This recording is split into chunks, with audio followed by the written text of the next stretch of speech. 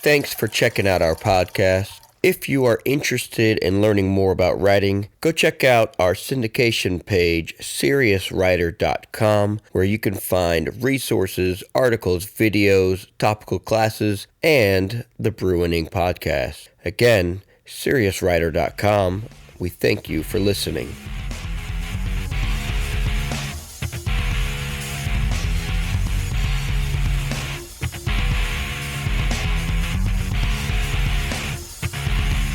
All right, everybody, and welcome back to another Brew and Ink podcast. We are here tonight with Britt. Booyah. Myself, Steven. We've got Bill. And, of course, we've got Katie. Hey there. And we're excited because we're bringing another portion of our flash fiction competition to you guys. So you'll get to listen to a story from Britt and from Bill tonight, and then you will choose which story you want to hear more of, and then we will continue that one in an additional episode further down the line. But first, we have a topic. And just to catch up with everyone, how's everyone's week been? Pretty good. Frustrating because I haven't completely gotten over this cold, and I'm trying to record an audiobook. And I start to record, and I sound like this. I sound like Sylvester Stallone. Sylvester Stallone isn't supposed to be narrating my audiobook. It's not a bad idea, though. Nah, hey man, if he'd do it, I'd let him to read. Right. I mean, I don't know. We would, equate him with, epic fantasy, but anyway, so that's been frustrating, but otherwise it's been a good week, man. It's been a good week. So your audiobook's gonna get the voice in the audiobook's gonna vacillate between the chapters. It'll be like, oh, there's Britt and now Sylvester Stallone. Well, I don't want it to vacillate. That's why I haven't done a whole lot of recording this week. That's my point. I haven't got a lot done. You had a big moment this week. Something come in the mail. I did. My author copies for the Beer Fest USA book came in the mail, and they look great. That. Thanks. Cheers. Yeah. And they look great. And getting an endorsement from Charlie Papazian, who is the pioneer guy who wrote the Homebrewers Bible and all that stuff. He gave us a great endorsement, gave the book a great endorsement about, there's not another book like this, I did something very unique and got into the hearts of the brewers and with the Beer Fest. So we're really excited about it. It's releasing officially on June. Sorry. I always want to say January. No, it's June the 8th. And then there aren't a lot of beer fests still happening this year, so I probably won't get to go out to a lot and do booths and that sort of thing. But once stuff starts opening up for beer fests in next year, probably 2022, I'll be suffering and having to go out and hang out at beer fests. Rough. Yeah, it'll be rough. So difficult.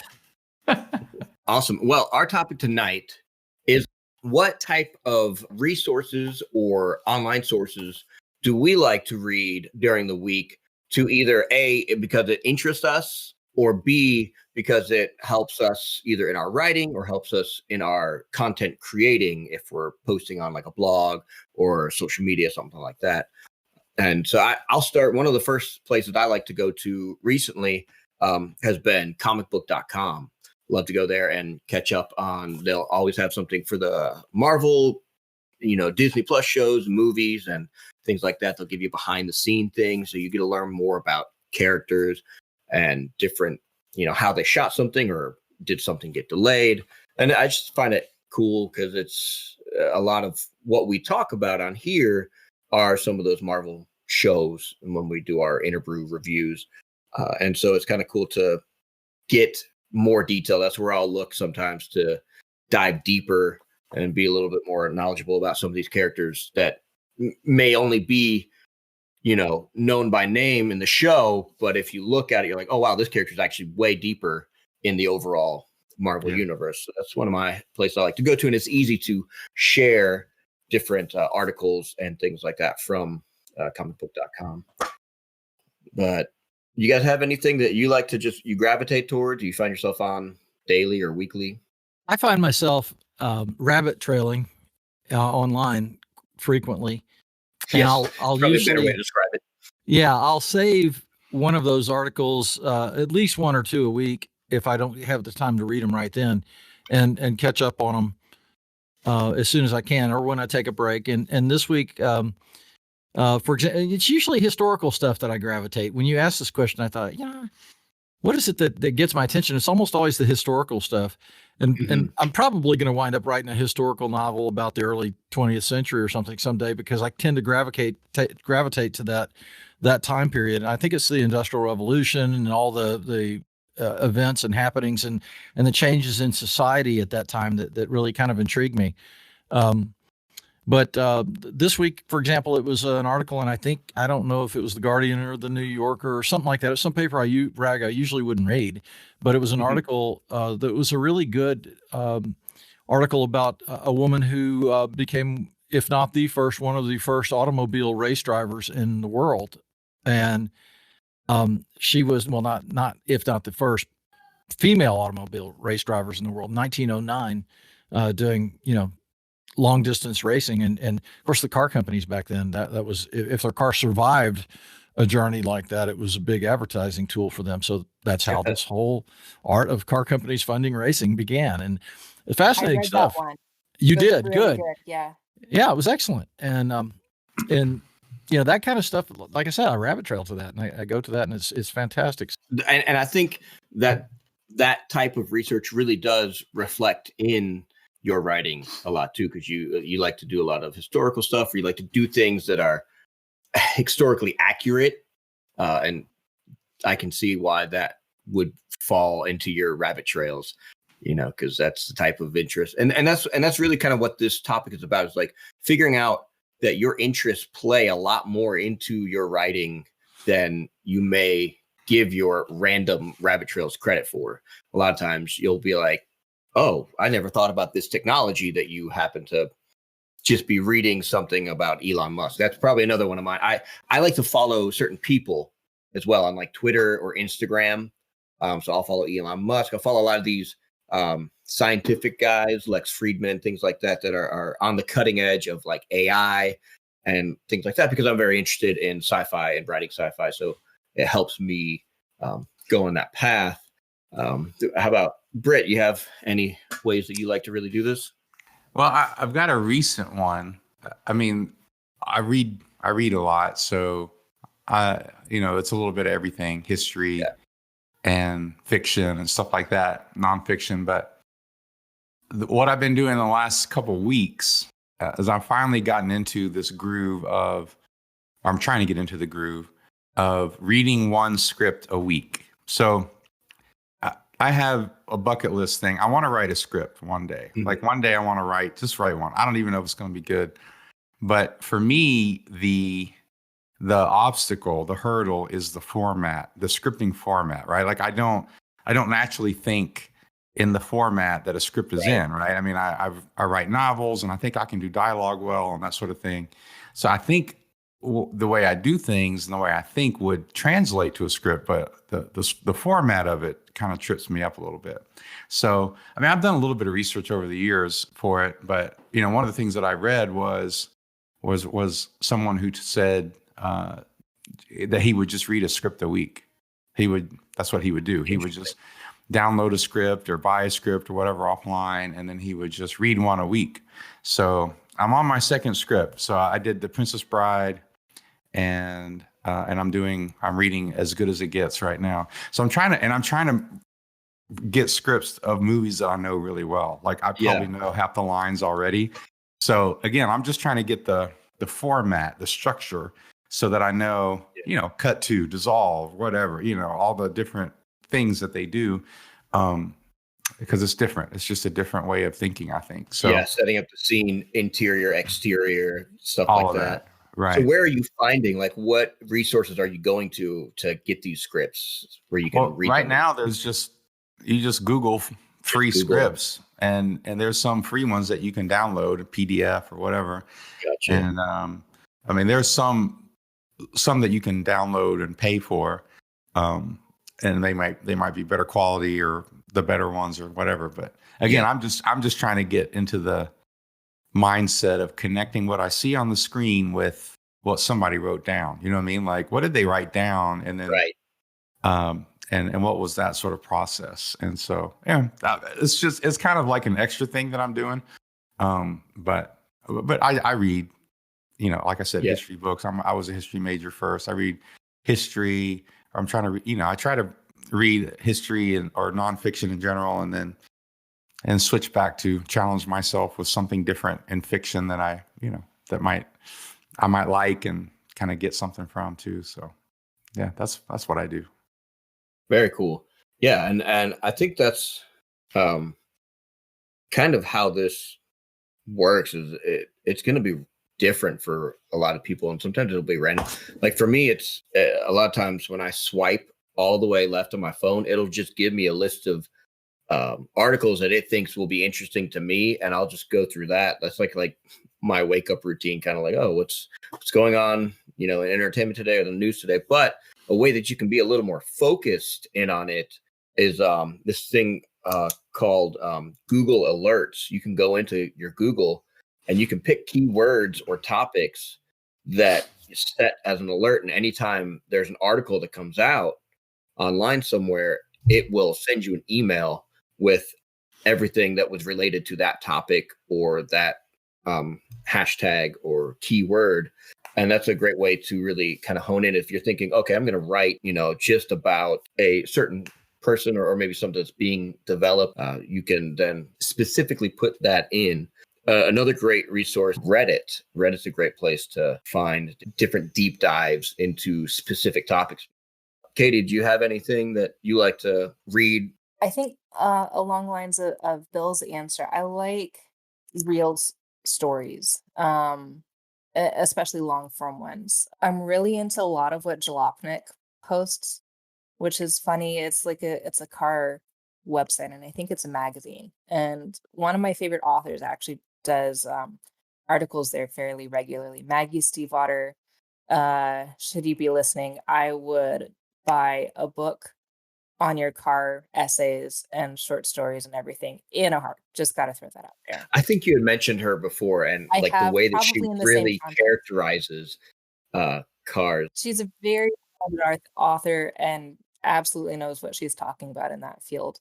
Yeah, I don't know. Most of my reading lately is on agriculture and permaculture things and how that relates to um, human issues and stuff. So, not really a writing resource. As far as like fun things go, I'm all about TV tropes. Yeah. Just like a fun wiki of just common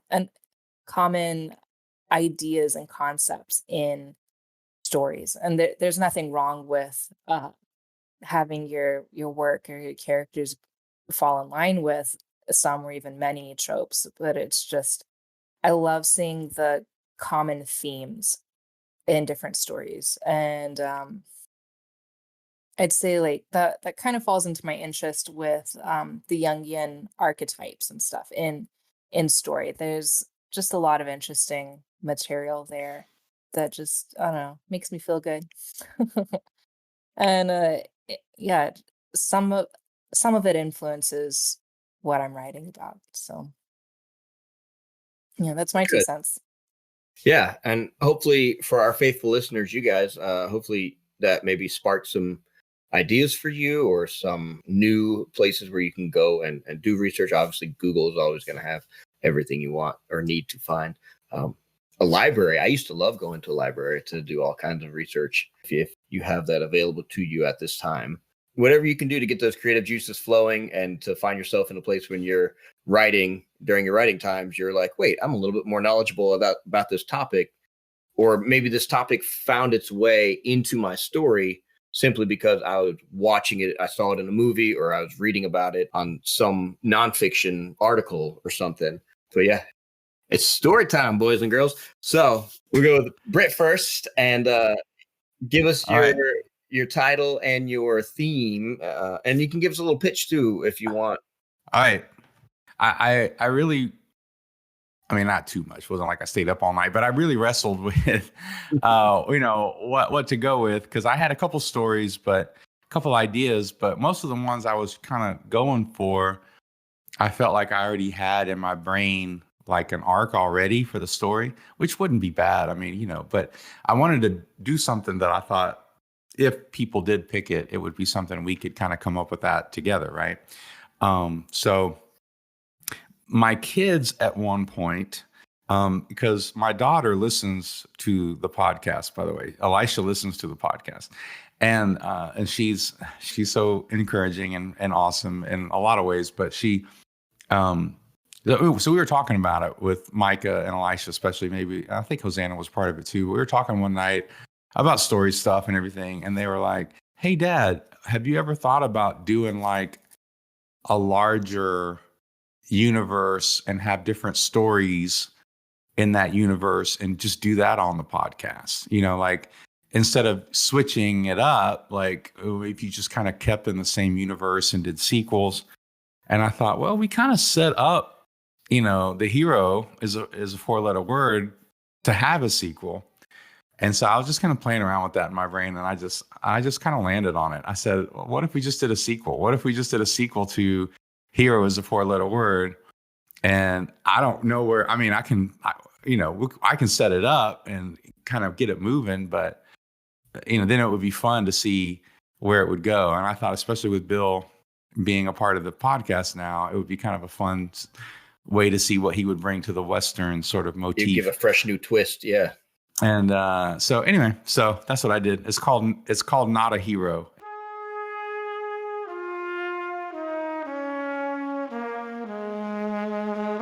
Not a hero. Callie leaned over with a long stick in her hand and stirred the brush and dead branches that fed the campfire. It was going to be a cold night, warmer than a month ago, now that they were out of winter, but this far north and this far into the wilderness, there would be plenty of a chill. Black Claw, her Saurian, leaned over her shoulder with a whiny growl. They had hunted earlier in the day, hadn't got much, just a couple rabbits, so the animal was hungry. It was all right. They had been hungry before, and cold. She pulled her duster tighter around her and leaned back on a slanted rock. Grabbing the paper and tobacco from her pouch, she rolled a cigarette and lit it with a splintered match, difficult with her gloves on. Settling and blowing smoke into the air, she missed Cecil's coffee. She missed Cecil. The lowing that carried in the wind sounded like a theropod. She glanced up at Black Claw. He pointed his snout in an easterly direction, and his growl was more menacing than afraid. Theropods were large, lonely hunters, big enough that Black Claw would have been anxious, skittish at least, would have had good reason too. It wasn't a theropod. The sun had set only a few minutes ago, so the western horizon glowed like a distant, sad heaven, dark enough for someone to try and sneak up, light enough to be able to hit a person dead center. A person trying to sneak up wouldn't have announced themselves like that. Callie was calm while she set down the cigarette and stretched over to lift the rifle from the slanted rock next to her. It was loaded, as were the 2 pistols at her hips under the duster. Callie spoke into the deepening dark. "Whoever you are, you wouldn't announce yourself if you was trying to kill me or steal from me. Come on out." Footsteps then, only one person, closer than she was comfortable with, which meant this was no drunk bandit, a pro of some kind. That made her more nervous than anything. "Callie O'Shea," the man said. "I've been looking for you." The familiar voice nudged the back of her memory, didn't lessen her anxiety. "Seems you found me. Not good luck for you." The man emerged into the firelight. He wore a thick coat and jeans, a black hat on his head. "Not looking for luck." He was older, so it took a moment for the face to give her a name. Cornelius. Cornelius Riley reached up, making sure to keep his hands away from his waist, and tipped his hat. "Good evening." "It was until about 20 seconds ago," Callie said. He lowered his hands. "You don't need that rifle. I ain't come to hurt you." "I'll be the judge of that." She aimed the barrel at the top of his head. "That's close enough. You got a reason to be looking for me?" Cornelius stopped. Got a proposition? Not interested. Not even going to hear me out, he said. Callie sat up. The answer is no. Not even going to listen for a minute? He asked. I come all this way. Took me quite a while to find you. How long has it been since we've seen each other last? 15 years? More like 20, Callie said, and I ain't interested in dredging up old memories either. I got plenty to bury. I think you might like this proposition, Cornelius said. Cornelius Riley was her age, maybe older. They had never been that close, but back when she had made her money on bounties, they ran in the same circles, competed for the top marks. They used to call him the Savage. He had done plenty to earn that name. Doubtful, Callie said. I hope you got a horse or soaring over there, 'cause you're going to need to get far away and out of range soon enough. Cornelius the Savage grinned. It didn't touch those eyes. Hear me out, then I leave. Information could be a benefit or a trap. With Cornelius, she supposed the latter, but after 6 months out in the wilderness, it might be dangerous to ignore what he came to say. The Savage didn't work cheap, didn't waste his time. You got a minute, Callie said. Keep your hands where I can see him. He took one more step and squatted down on his haunches with an old man groan, his hands spread to either side. That was you in Pride's Creek, wasn't it? He said. Time's ticking. I heard 2 states away about what happened there. Cornelius took a breath. I knowed it was you soon as I heard. An old woman that killed 30 men and that pro Elijah. Then someone mentioned a red scarf. It wasn't 30 men, she said. 45 seconds. He nodded his head. I heard since I was being contracted by Croatoan to track you down. I turned him down, just so you know, but they're looking for you. I suspect you know that. 30 seconds. Right, like I said, I turned them down, but I had been working for them for 5 years back when they started and made deals for the railroad to head west. I know you've been out here for a couple months, so maybe you don't realize how much has changed since Pride's Creek. Croatoan's been more aggressive, moved miles and miles from that town by now, even made it into Indian territory. He paused, and she let it hang for a moment. 15 seconds, she said. 2 weeks ago, Croatoan leveled an Indian village, Comachaw tribe. Your friend Cecil was Comachaw, weren't he? Callie's jaw tightened. Time's up. Get on. Since I worked for that company, I know some things, he kept going. I know how to hurt them. Thought you might want to help. You're old, so you might be having trouble remembering, Callie said. I'll clear it up. I'm not a hero. Now get. With a nod, Cornelius stood and took a step away. He paused and looked over his shoulder. How many bounty hunters and assassins have you killed in the last few months? Callie scowled. A few. 5, 10. They wouldn't tell me how many came before. Thought it might discourage me. She scoffed. Should have gone ahead and discouraged you. Mr. Croatoan's gonna keep sending people after you, Cornelius said. This is gonna be your life. Ain't got much of it left, and I've survived this long. He took a few more steps, close to the edge of the firelight. The sky had turned proper dark. He paused again. I know how to hurt him, Callie. Croatoan, how to stop him. I know where he keeps his money. We take the money, we stop him. Investors pull their cash, the whole company shuts down. We save more towns like Pride's Creek, more Indian villages. The man wiggled his eyebrows, and maybe we keep the money. Live comfortable. Have a good night, Cornelius, she said. Thing is, he continued, what I got planned, I can't do it alone. I'll need a few extra hands, or maybe the red scarf. Callie's response was to cock the rifle. Okay, he said, I'll be on the Omega Trail, headed east, if you change your mind. I won't."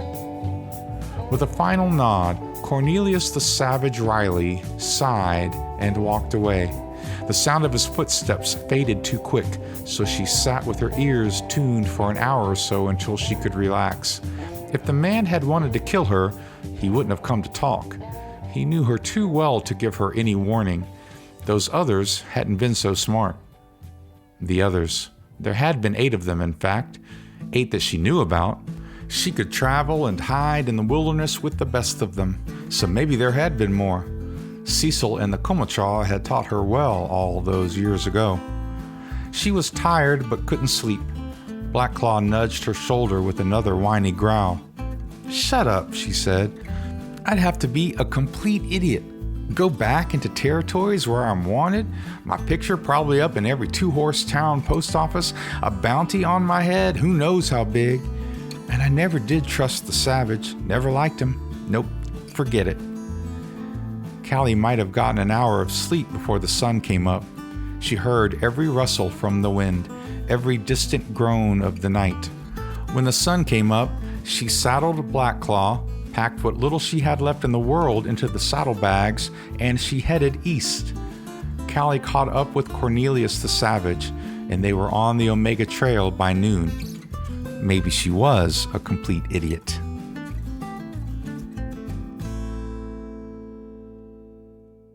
Hey. Callie's been up to a lot since we saw her last, and I'm excited to see if this story gets to be continued on at this point or not. Britt, that was quite entertaining. And then Bill has a story for us as well. My story is called Friends Like These.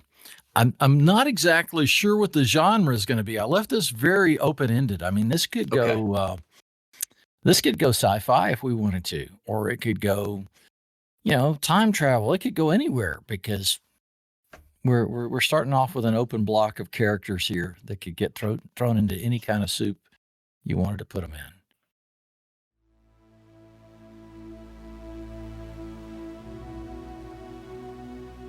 Jack finished his 3rd beer precisely 3 typed words before the ending of Chapter 4. His phone rang, the timing convenient. Most days, the interruption came at the cost of entire pages written in his head being dumped into some swirling intergalactic toilet that he would someday have to swim through to find the meaning of his own existence. He couldn't turn the ringer off or leave the phone in another room. That jingle could be one of the agents or publishers that he desperately wanted to hear from. Jack shuffled through the piles of paper on the makeshift desk. The phone buzzed somewhere below. He dove under the desk, snatching it from the floor, way too late to catch the call. A reminder? Crap, I'm late. He launched for the stairs and his keys. Halfway up, he remembered that the keys were in his car at his uncle's shop. Jack ran back down the stairs, recovered his phone from the aged carpet, and hit number 2 on the speed dial while he jogged back up the stairs. He forced himself to breathe in a dignified way while the phone rang at the other end. Amy answered. "You need a ride." Her voice carried a rich load of sarcasm. "Yeah," he said, feeling about as smart as a rock. He'd read somewhere that men lose 20 IQ points when they walk into a room with a pretty girl and wondered if it was special that he could lose 40 over the phone. "See you in a few," she said. He hung up and stumbled toward the shower, wondering if he would ever get up the nerve to ask her out. Amy was just like girls named Amy are supposed to be, cute, smart, and cute. She had short auburn hair that curled naturally on one side so that she always looked a little out of balance, and a spattering of freckles across her nose and round cheeks. The freckles were sometimes so faded that they looked like they would vanish. Not today. Today they were out in full force. Her imperfect but gleaming white teeth contrasted sharply with skin that should have been fair, but instead glowed with the warmth of a day outside. Gardening, thought Jack, noting the dirt on her shoes and the warm smell of earth about her. "What did you plant today?" he asked, as she swung out of his drive toward the stop sign that she would barely slow down for. "I didn't plant. I went on a hike," she said. "Do you have like spy cameras in my house or something?" Jack retreated into his shell to formulate an answer. He liked Amy, but wasn't full out stalking her. Not that he hadn't thought it would be good to know more about her. He'd done the obligatory search online, found out she had no Facebook, Twitter, Snapchat, Pinterest, even a hit on Google Images. "Geez, I was kidding. You don't have to be so serious," she said. "I was trying to decide if I should tell you about everything or just the drone that follows you." The corners of her mouth turned down and her hands clenched briefly on the wheel. "Tell me everything." Jack stalled, adjusting the visor. There are cameras, but our best asset is your grandmother. I go see her in the home, and she tells me everything. She doesn't even know me, anymore, said Amy.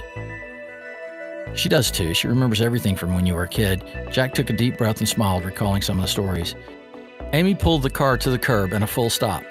You really went to see her? Jack wasn't sure if she were amazed, pleased, or angry. Mostly, she seemed unsure. Yeah, he responded, feeling his way through. You pointed her out to me in the park, remember? Then we met when I was volunteering at the home. She's really nice, so I go see her when I can. Amy, both hands firmly on the wheel, stared blankly down the street. Do I dare ask what you're thinking, said Jack. No. Brian's house looked like something that belongs to an old woman who willed it to her 12 cats. Jack knocked and looked into the tiny security camera. He takes it seriously. Steel fire door fortified, said Amy, narrating to herself or Jack. He wasn't sure which. Jack rubbed his knuckles. The door opened and Brian's huge smile greeted them. It's solid, isn't it? Chuckled Brian, belly bouncing. Why? Asked Amy. The old door was beautiful. Yeah, the stained glass was nice, but this is solid. Could hit this with an RPG and you barely put a dent in it, said Brian. I want the old door. Can I have the old door, said Amy? Brian shook his head. Alice is making me keep it. Jack grinned. What did you do? Tell her it was temporary until you could fix the stained glass? Brian raised a finger to silence his friend. He stepped aside to let them in. No worries, she's not really here. Jack was surprised by the brief flash of relief in Amy's eyes. The inside was cool and clean. White painted bookshelves lined every wall. Well-worn rugs added warmth. We're in the back today, said Brian, waving them through. The back was a windowless storeroom, entered through a steel fire door down a short ramp. Bundled newspapers were stacked floor to ceiling against every wall and filled the back half of the room entirely. Brian called it his research cave. A round table with a single hanging bulb gave it the feel of a speakeasy back room. A pair of hands rested on the table, glowing in the light. The arms were shrouded in black cotton. Only when he shielded his eyes from the light could Jack see the face above the collar of the black turtleneck. Hey, Colin, said Jack. Colin whispered something in reply and laid a single sheet of paper on the table. With an almost imperceptible flip of the wrist, he locked the door. Jack suppressed a groan. Colin's poems were typically long and melancholy. He picked the chair beside Colin, hoping he could nap unnoticed during the read, and was half sitting when the house shook. A cloud of dust dropped from the ceiling. Brian froze, staring at the door. They found us. Jack laughed. Somewhere there was an earthquake and Brian was making a joke. The house shook again. They found us. Quick, into the papers. You're joking, right? Said Jack, eyeing the narrow passage between the massive stacks of newsprint. Brian shook his head, dragging Colin and his chair back from the table and pointing toward the crevasse. Go! He didn't have to say it again. The dull thuds of bullets, dozens of them hitting the door and walls, gave lie to the earthquake theory. Colin, bewildered as usual, was lifted bodily from his chair by Jack and Brian. Pushing through the narrow opening, they ducked into a kind of newsprint igloo, a cave within the cave, with walls 6 feet thick of bundled papers and a ceiling of plywood with paper above. Nothing can get through this, said Brian, shoving bundles into the opening, closing them in. It's all sprayed with fire retardant, too.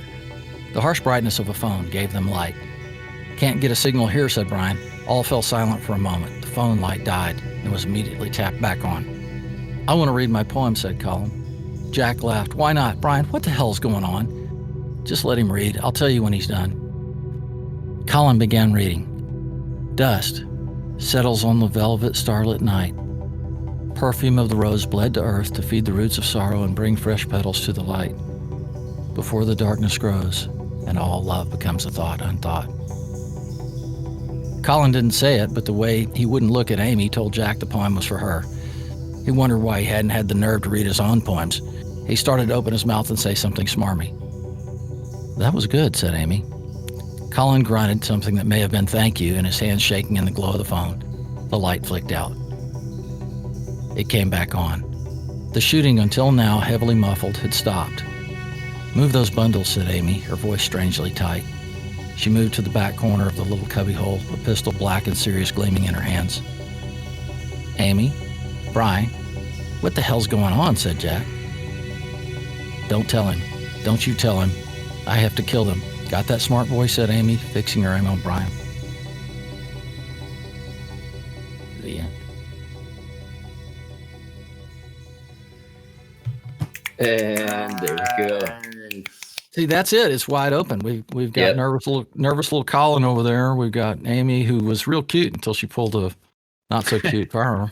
I had this down to 1,499 words, and then I took a few off, so it's down to 1,497. There you go.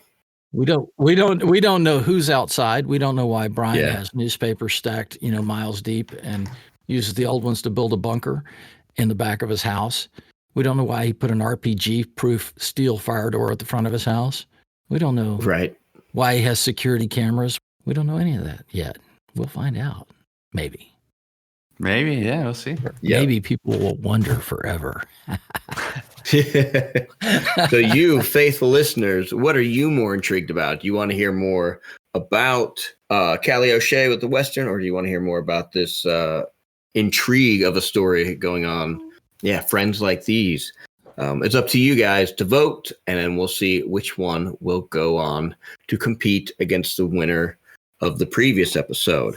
I think any of these, if we like the seafaring one that Katie did, sounds fun too. Like I'd be happy writing any of these. Yeah. So really, we'll be up to our faithful listeners and kind of what they're in the mood to hear.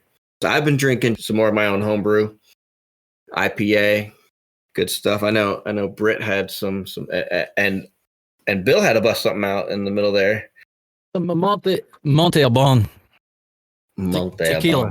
Tequila. Clear the throat out. Stuff. I've got an herbal tea today. The ginseng tea. That was my best Uncle Iro.